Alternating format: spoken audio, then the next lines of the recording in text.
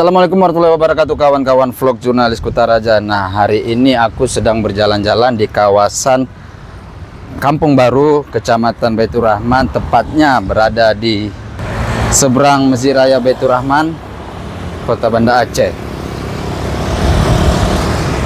Nah, di sini ada suatu kejadian yang memang membuat saya terkejut ya, selaku warga, di mana prasasti, ada dua prasasti ya, yang pantau saya itu tulisannya hilang, plat prasastinya hilang akibat vandalisme ataupun pencurian, kita duga pencurian ya, yang dilakukan oleh sejumlah oknum.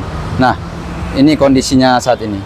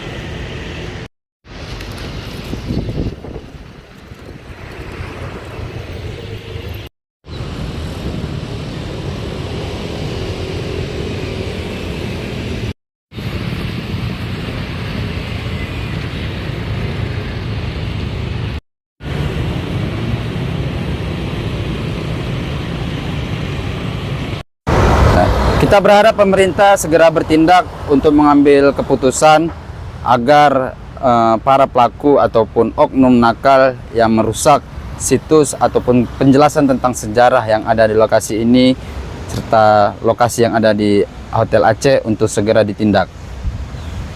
Tujuannya agar informasi tentang sejarah yang pernah terjadi di Tanah Rencong tetap terjaga. Jangan lupa subscribe channel YouTube Vlog Jurnalis Kutaraja, catatan seorang jurnalis.